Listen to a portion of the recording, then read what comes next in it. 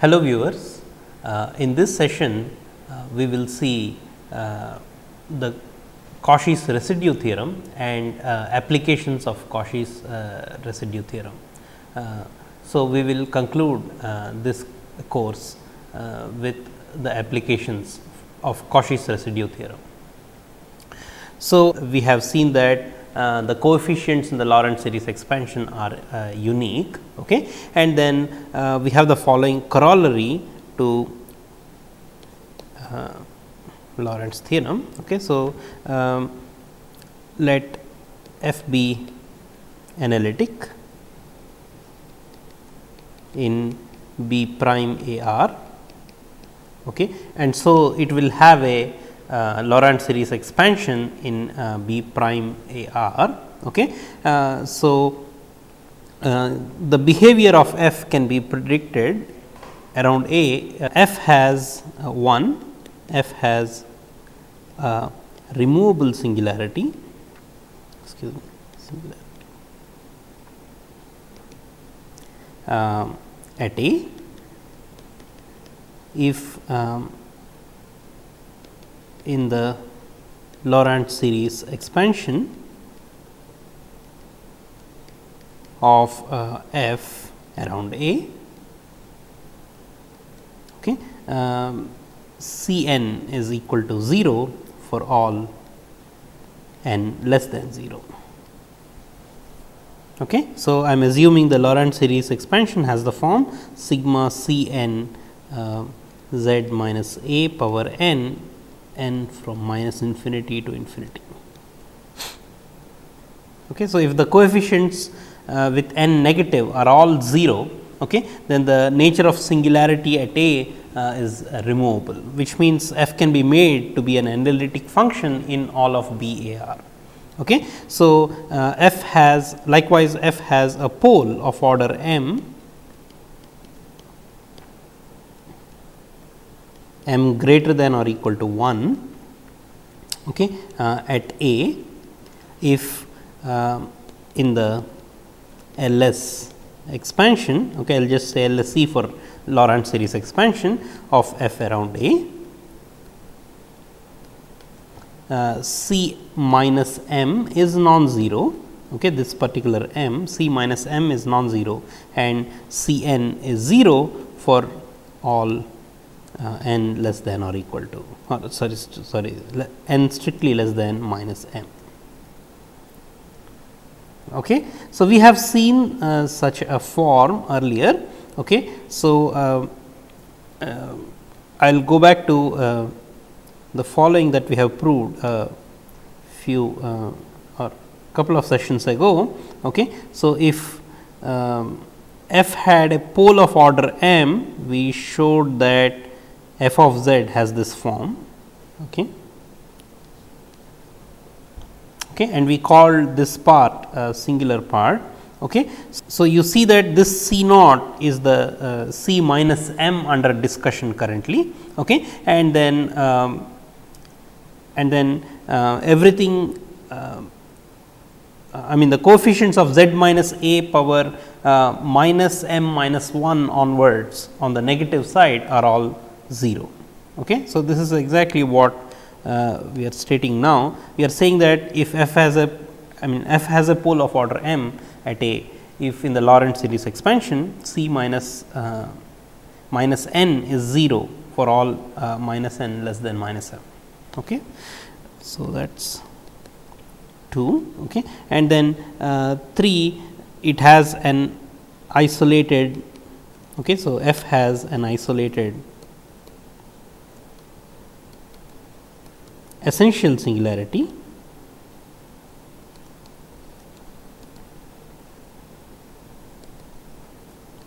at A, okay, if in the LSE of f around A, okay, there is no m such that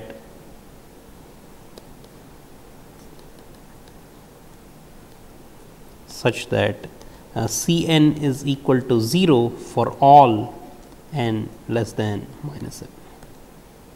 Okay. So, or in short it is the opposite of 2. Okay. So, it is the opposite in the sense that you have infinitely many non-zero C n's occurring on the negative side or in the negative integers n. Okay. So, so that is an isolated essential singularity. Okay. So, that is just a restatement, okay, and it follows from the restatement of what we have already seen, and it follows from Lorentz series or Lorentz theorem. Okay. So, it is a corollary, and we will make a definition as follows. Okay. So, suppose that f is analytic in B prime A r in the deleted neighborhood of A, okay, and that f has a pole at A. Okay. Then the residue of f at A is the unique coefficient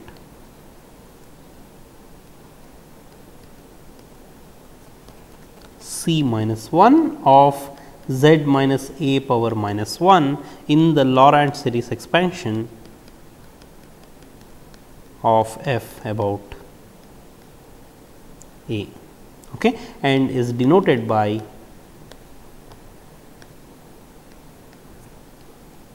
RES, residue of f at A. Okay. So, we can actually make this definition even for an essential singularity, okay, but we will confine ourselves to poles of f at A. That is the residue of f at A. Okay. So, going back to this form once again, the C m minus 1, okay, will be called the residue of f at A. Okay. So, look at this form of f, and then that is the residue. Okay. So, we proved, I mean using the Lorentz theorem, we proved that such a C m minus 1 has a definite form, okay, and we showed that that is unique. Okay. So, we will call that the residue of f at A. Okay. What is the use of that residue? Once again, I will go back to that session where we saw the following lemma. Okay. We said that that C m minus 1 becomes important when we try to integrate f around gamma, a simple closed curve gamma. Okay. So, where this singularity A lies inside of that gamma. Okay. So, then the coefficient of 1 by z minus A is the only term that survives when you integrate f over gamma. Okay. So, so that is okay, that is the content of the following theorem in this restricted sense. Okay. So, we call this theorem the Kashi's residue theorem or a version of it really, okay, confined only to poles of f. Okay. So, let f be analytic inside and on a positively oriented contour gamma, okay, except possibly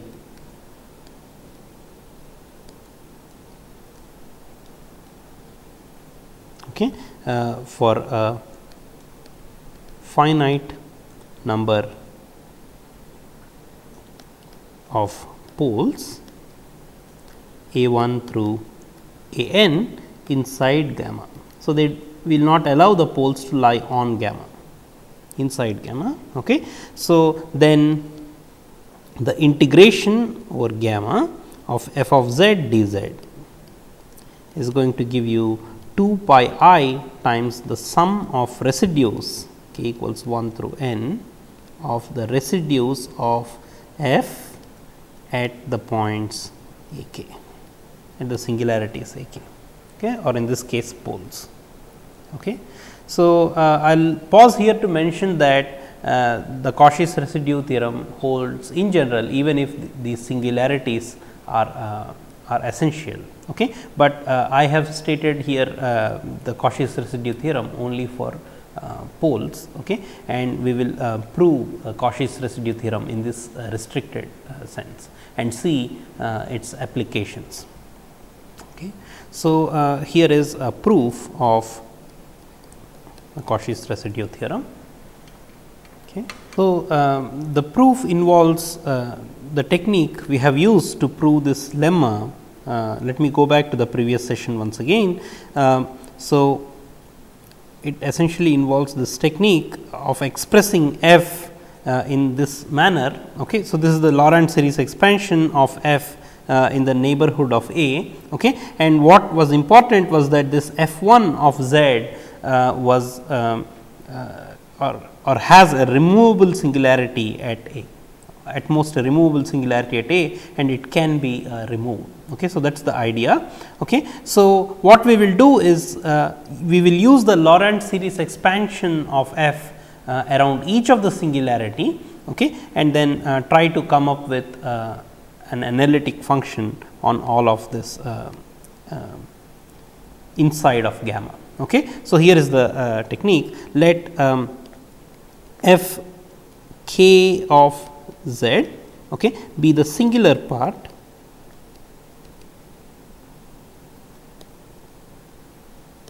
of the Laurent series expansion of okay, of f about a k. Okay. So, recall the singular part is of the form 1 by or sorry c minus k by z minus, I apologize, I should not take k. Okay. So, it depends on the order of pole at the point a k. Okay. So, let's for the time being assume it is some m. Okay. So, then it looks like c minus m z minus a k power m etcetera plus c minus m minus 1 minus m plus 1 rather z minus a k power m minus 1 etcetera, okay, plus c minus 1 by z minus a plus etcetera, okay, plus c naught plus etcetera. Okay. So, this is the Laurent series expansion about a k. We are assuming I mean, if a k has a a k is a pole of f of order m at a k. Okay. So, this is the singular part and this we are calling as f k of z. For each a k we will do this. Okay. So, so in a neighborhood of a k this expansion is valid and we will take this singular part f k of z. Okay. And then now notice that f k of z is a function which has a singularity at a k, which has a pole at a k. Okay. It is a function in its own right which is a pole at a k of order m, and it has no other singularity in the whole of the complex plane. Okay. So, it is defined, well defined on all of the complex plane. In particular, f k is a function which is defined on and inside gamma, okay, and except for the singularity at the point a k. Okay. So, let f k be the singular part of the Laurent series expansion of f about a k. So, what we can do is so this is for k equals 1, 2, so on until n. So, then what we can do is we will construct a new function g equals f of z. Okay. So, g equals f minus sigma k equals 1 through n of f k of f k. Okay. So, like I mentioned, each of these has singularities at respective a k's and they are analytic otherwise. Okay. So, on all of the complex plane except the point a k, all these functions are analytic. Okay. So, f minus this singular part, okay, in a neighborhood of a k will look like that. Okay. And then and so this has a removable singularity, okay, has removable singularities.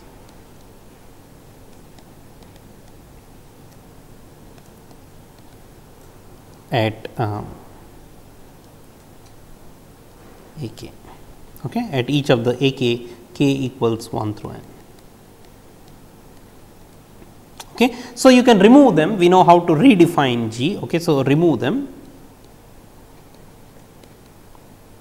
Okay. We know how to remove removable singularities. We will redefine G of A k, for example, to be the limit as z goes to A k of G of A k of G of z. Okay. So, we will remove them and redefine G, okay, and redefine G. So, we will exchange G with that new G, the redefinition of G, okay. And then, so now G is analytic after this redefinition, analytic on and inside gamma. Okay. So, which means it's analytic on an open set on and inside, containing gamma and the inside of gamma. Okay. So, by Kashi's theorem, we know that by Kashi's theorem, now we know that the integration over gamma of G of z dz is 0. Okay. What that implies is that the integration over gamma of, well, G is f minus sigma f k. Okay. So, integration over gamma of f dz, okay, minus sigma k equals 1 through n. So, I am actually exchanging the integration and the summation, because this is a finite sum, we can definitely exchange the integration and the summation here, integration over gamma of f k of z dz. That is equal to 0. This is basically your G. Okay. And then, so this implies that the integration over gamma of f of z dz is equal to sigma k equals 1 through n of integration over gamma f k of z dz. Okay. But we know something about this integration. We have already shown earlier this lemma. Okay. So, this lemma we have proved that this is nothing but 2 pi I times that coefficient of z minus a power minus 1, which is c minus 1 in the current context. Okay. So, this is equal to sigma k equals 1 through n. We define c minus 1 to be the residue of f at a k. Okay. So, the integration over gamma of f of z dz is hence equal to the sum of the residues of f at a k. I apologize, I needed 2 pi I. It is 2 pi I times the residue of f at a k. Okay. So, it is 2 pi I times the coefficient of z minus a power minus 1. So, I have 2 pi I times that. Okay. So, that is the proof of this restricted version of Kashi's theorem, Kashi's residue theorem. Okay. And we will today see some applications of Kashi's residue theorem. The first application to Kashi's residue theorem is the argument principle. Okay. So, the argument principle.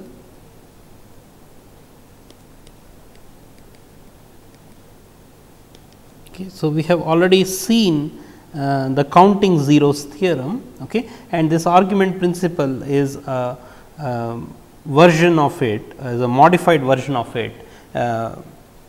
Okay. So, here is the statement. So, suppose f is meromorphic on and inside, simple closed curve gamma with zeros A j okay, and poles b k, okay, where j runs over some index and k runs over some finite index. Okay. So, let us say 1 less than or equal to j less than or equal to L 1 and 1 less than or equal to k less than or equal to L 2. The L 1 and L 2 are unimportant, except that there are finite number of poles and zeros inside of gamma. Suppose none of A j or B k lie on gamma. Okay. So, with this assumption, then the integration 1 by 2 pi I times the integration over gamma of f prime of z by f of z dz is going to give you capital M minus capital N, where capital M is the sum of orders of zeros at A k, okay, at A j, okay, j from 1 through L 1, okay, and N is the sum of orders of poles at B k, k runs from 1 through L 2.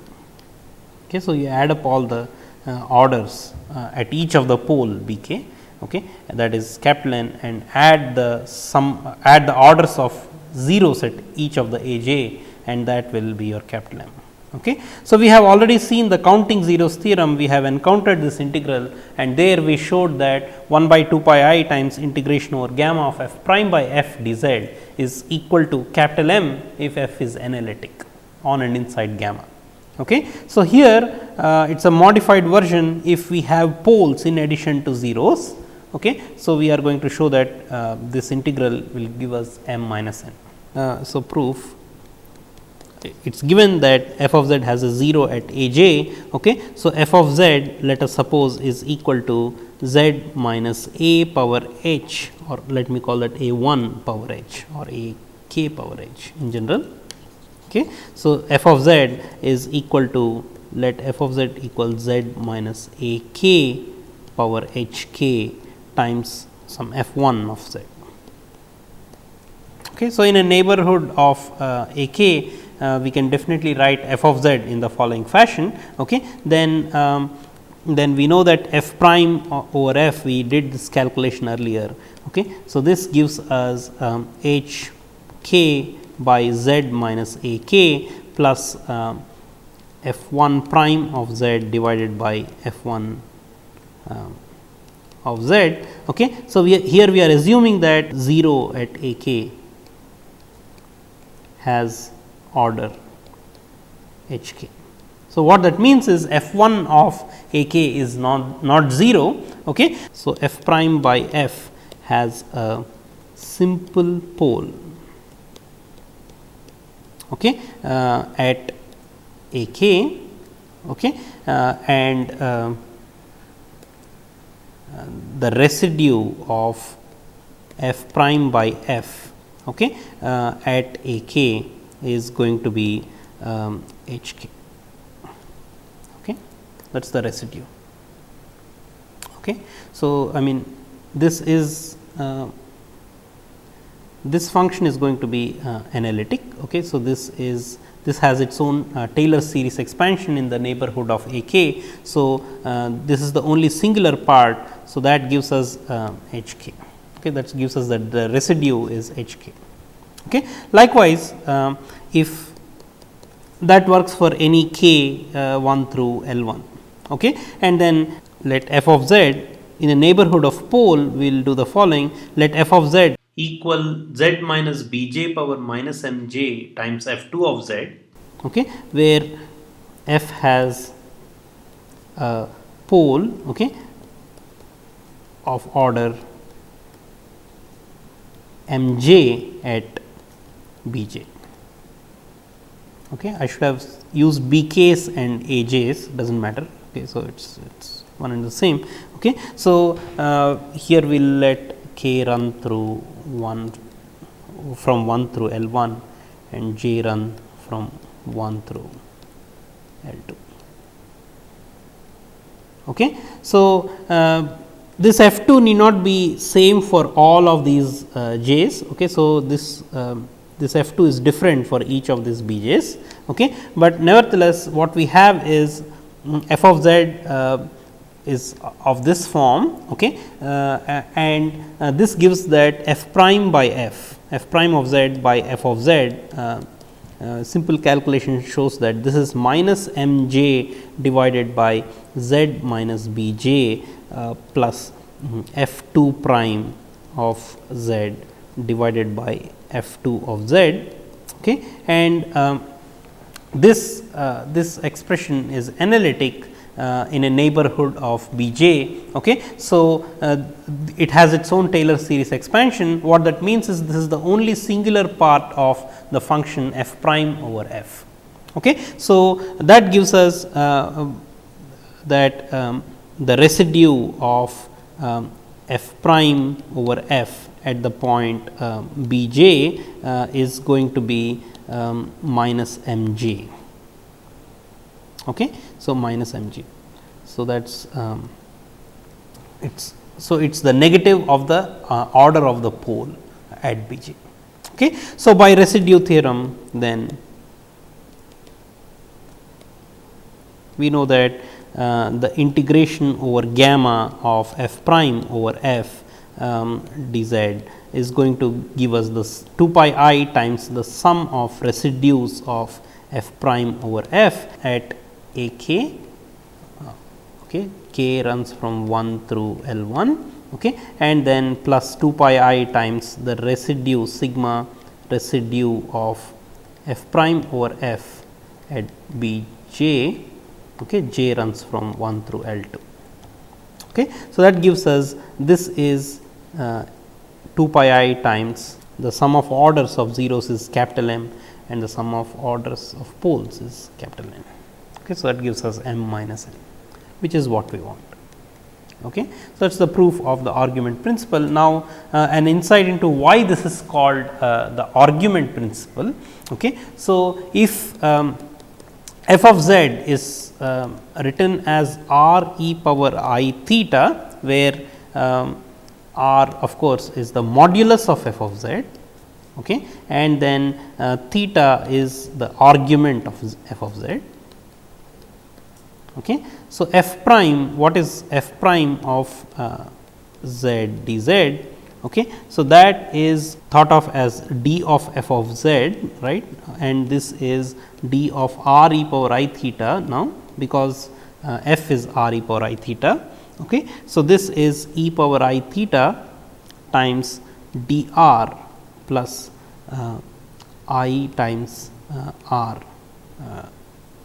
d theta, okay. So, once differentiating r, I get dr e power I theta, and once differentiating e power I theta, I get I times r e power I theta d theta, okay. So, I can extract an e power I theta and then I get this form, okay. So, 1 by 2 pi I times the integration over this gamma of f prime over f dz is really 1 by 2 pi I times integration over.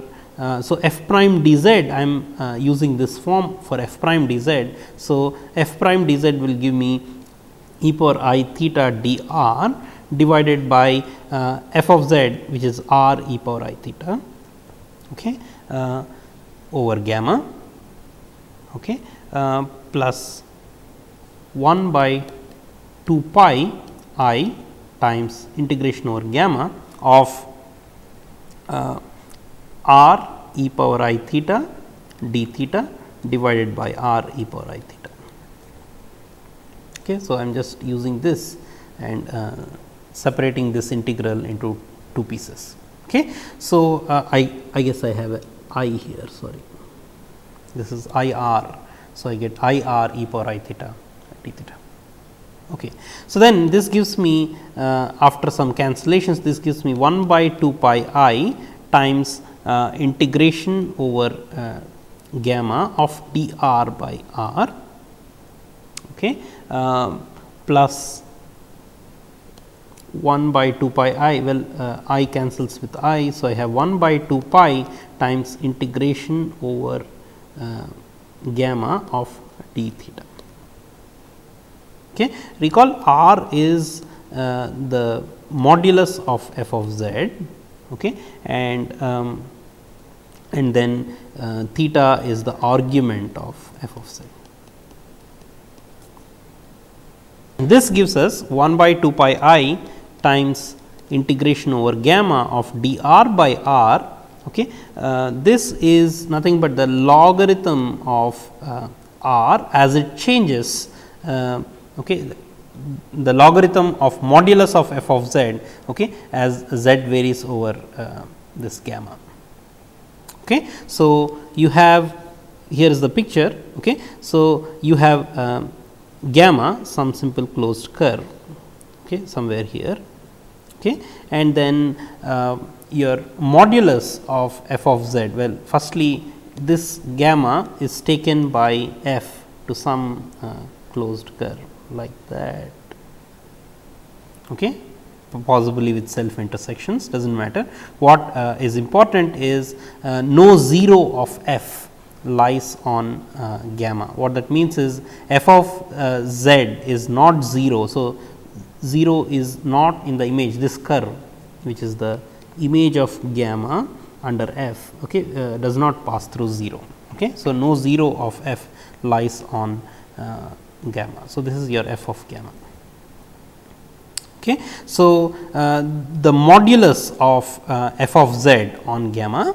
Okay. So, when it starts at some point, this gamma is oriented in some fashion. Okay. So, when you start here, possibly you start here, let us say, okay, and as gamma is traversed, this curve is traversed, okay, and this whole curve is traversed, and then when you reach back this point, okay, and then modulus of f of z, whatever this is the modulus of f of z, this length of this segment. Okay. So, you come back to that point, okay, and this is log r between that point and that point. Okay. So, if I call this a, okay, so pardon my sloppiness, this is between a and a. Okay. So, since the log of since the modulus of f of z returns to the same point, this gives us 0. Okay. So, so this is 0, 1 by 2 pi I times this, well, but that is the integration of dr by r over gamma is 0. Okay. But we can't say the same about the other integral which is left out, 1 by 2 pi times integration over gamma of d theta.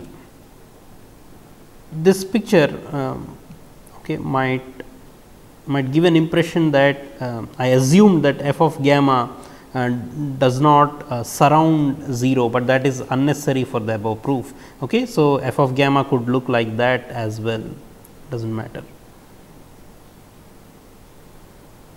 Okay. So, does not matter, what I said above holds true, however, f of gamma looks like. Okay. So, in the case of 1 by 2 pi times integration over gamma of d theta. Okay. So, here if you start at a certain point like this, okay, so then you will keep track of you will sort of keep track of how the argument is changing, okay, as you run along gamma in the domain. Okay. So, f of gamma will be tracing this curve. Okay. So, you will keep track of how the argument is changing. So, sort of when you rotate around 0, roughly speaking, okay, once you will pick up an argument which is 2 pi. Okay. So, it depends on the index of f of gamma around 0.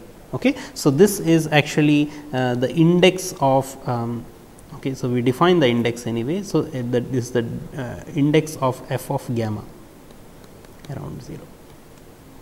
So, this picks up this number picks up the change in the argument as gamma is traversed, okay, the change in the argument of f of gamma. Okay. So, this integral in essence picks up that difference in the argument, which is the index of f of gamma around 0. Okay. And hence, this is called the argument principle. Okay. So, this theorem has that name because of this phenomenon. Okay. So, that is the first application, okay, of Kashi's residue theorem. So, as the next application, we will consider applying Kashi's residue theorem to evaluate some definite integrals, definite real integrals. Okay. So, these are improper definite integrals. So, this is application of Kashi's residue theorem to evaluation of definite integrals.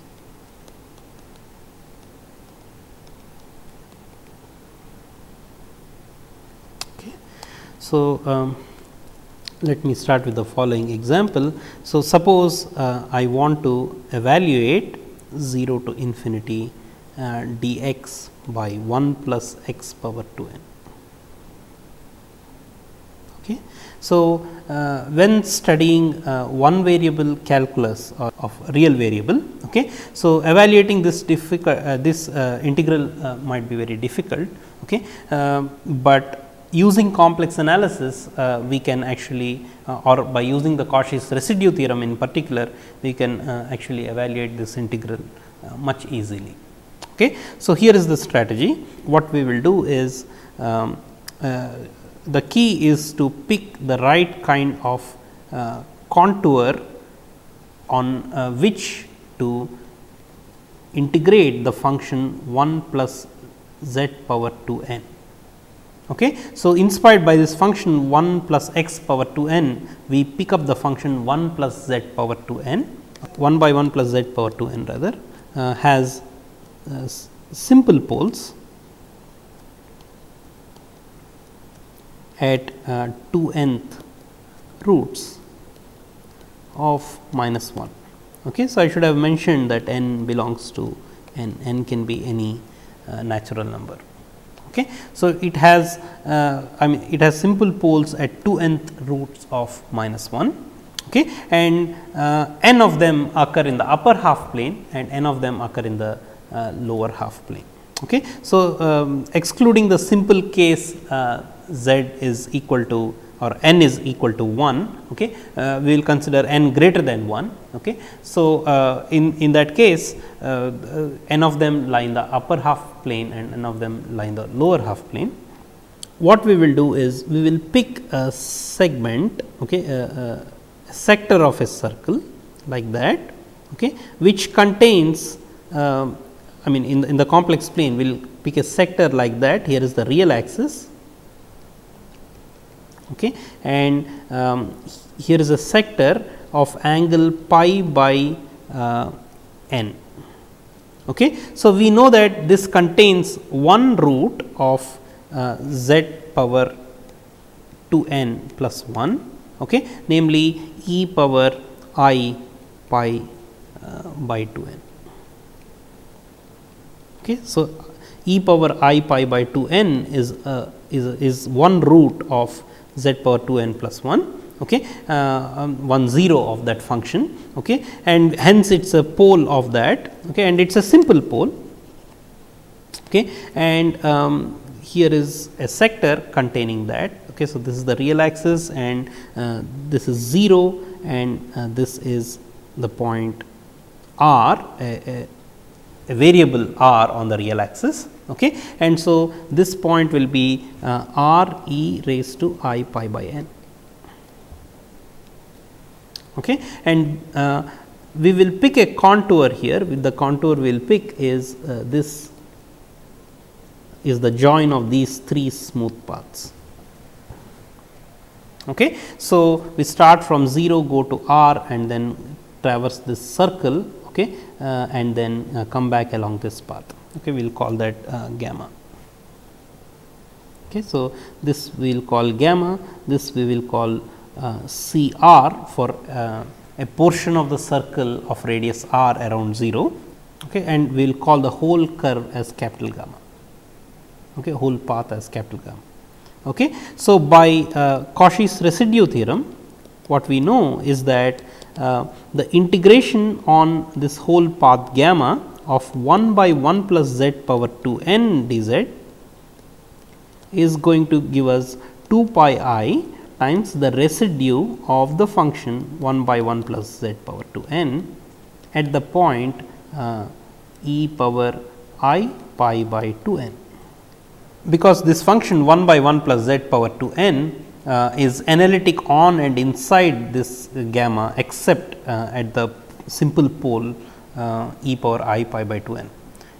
So, it gives us this thing. Okay. So, let us look at how to manipulate the left hand side to get the required integral. Okay. So, we can split the left hand side into 3 integrals depending on the 3 paths. Okay. So, the first path is 0 to r. Okay. So, that is the side I did not call any name. Okay. So, it is a real integral. Okay. So, it is from 0 to r of 1 by 1 plus x power 2 n dx. Okay. Since it is a real number, I can just use x. Okay. And then the second portion is the circle of radius capital R. Okay. So, on the circle of on the portion of the circle of radius capital R, I have 1 by 1 plus z power 2 n dz, and then I have the third portion, which is dz by 1 plus z power 2 n on the path gamma. Okay. So, this is equal to 2 pi I times, well, what is the residue of 1 by 1 plus z power 2 n at e power I pi by n. Okay. So, let us calculate that here in parentheses. Well, we know that that is a simple pole. Okay. So, the limit z goes to e power I pi by 2 n of the residue of this function at e power I pi by 2 n is going to be the limit of that times z minus e power I pi by 2 n times this function 1 by 1 plus z power 2 n. Since we know that we have a simple pole for this function at e power I pi by 2 n, this is the residue. Okay. And this can be calculated to be, well, this is the limit as z goes to e power. So, let me just call that point A for simplicity. This is 1 by 1 plus z power 2 n, okay, and 1 plus z power 2 n is anyway 0 at e power I pi by 2 n divided by z minus a. Okay. So, this looks like f of z minus f of a by z minus a. Here f of z is 1 plus z power 2 n, and we know that this has a 0 at e power I pi by 2 n. So, f of a is 0, okay, and then divide by z minus a. Okay. And so, we know that the limit as z goes to a of this is f prime of z at a, sorry, f prime of a. Okay. So, this is going to be the derivative of 1 plus z power 2 n, okay, evaluated at the point z equals e power I pi by 2 n. Okay. So, that gives us 1 by 2 n z power 2 n minus 1 evaluated at e power I pi by 2 n, okay, which gives us minus e power I pi by 2 n divided by n. Okay. So, this is divided by 2 n actually. Okay. And so, the right hand side, so this is all in parentheses. So, the right hand side here is 2 pi I times this residue, which is minus e power I pi by 2 n divided by 2 n. Okay. So, this gives us this is equal to, when we multiply 2 pi I to it, I get minus I times pi e power I pi by 2 n divided by n. So, the left hand side, if we look at the left hand side, one of the integral is on the circle of radius r, okay, or on the portion of circle of radius r of 1 by 1 plus z power 2 n. Okay. So, on C r dz. Okay. So, on C r the modulus of 1 plus z power 2 n, notice, is greater than, by the triangle inequality, this is greater than or equal to the modulus of z power 2 n, okay, minus 1. Well, actually in absolute value, but for large enough, for large mod z, okay, mod z is greater than 1. Okay. So, this modulus will be greater than 1. So, the absolute value of this will be equal to this by the triangle inequality of one kind. Okay. And so, this is and the modulus of z on C r is simply r. So, this is greater than or equal to r power, I mean this is equal to r power 2 n minus 1. Okay. So, this integral on C r 1 by 1 plus z power 2 n will estimate this. This on C r is less than or equal to 1 by r power 2 n minus 1, that is the denominator, okay, and then I have d z. Okay. So, the integration of okay, so the modulus of d z on C r. Okay. C r is a portion of a circle of angle pi by n. So, this gives me pi r by n times r power 2 n minus 1. Okay. And the point here is that when I let r go to infinity, so if I let r tend to infinity, so I will make this piece bigger and bigger, this sector of the circle bigger and bigger. So, this r tends to infinity. Okay. We are interested in r tends to infinity. So, this tends to 0 as r tends to infinity. Okay. So, on gamma r, okay, or on gamma we have, okay, on gamma we have z has the form e power r e power I pi by n. Okay. So, we are trying to parameterize this piece now. Okay. So, on this piece what we have is gamma of t. Okay. So, this can be parameterized like little r e power I pi by n, the angle is fixed, the argument is fixed. Okay. Here r varies from 0 to capital R, okay, or in or it the direction of this is such that r, little r starts from capital R and goes until 0. Okay. So, we have this is equal to on gamma we have z is that, okay, and then so the integration on gamma of dz by 1 plus z power 2 n is integration from r to 0 of e power I pi by n dr divided by 1 plus r e power I pi by n raised to 2 n.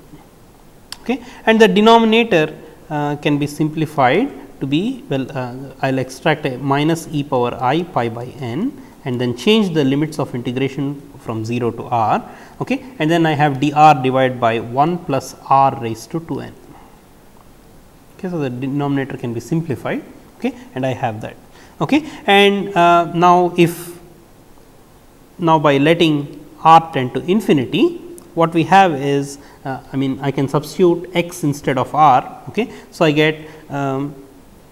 get this is equal to, by letting r tend to infinity, this is equal to minus e power I pi by n integration from 0 to infinity of dx by 1 plus x power 2 n. Okay. So, which is a coefficient times what we want. Okay. And for the remaining piece 0 to r 1 plus x power 2 n dx, limit as r goes to infinity of this is what we want. Okay. So, in summary, the LHS is equal to 1 minus e power I pi by n times what we want, 0 to infinity dx by 1 plus x power 2 n. Okay. So, by choosing an appropriate integral appropriate function, okay, we are able to convert the definite integral into we are able to express the definite integral into some complex integral, and then we are able to use the residue theorem to get its value, and then this is equal to minus I pi e power I pi by 2 n divided by n, which is our calculation earlier. So, this is the residue.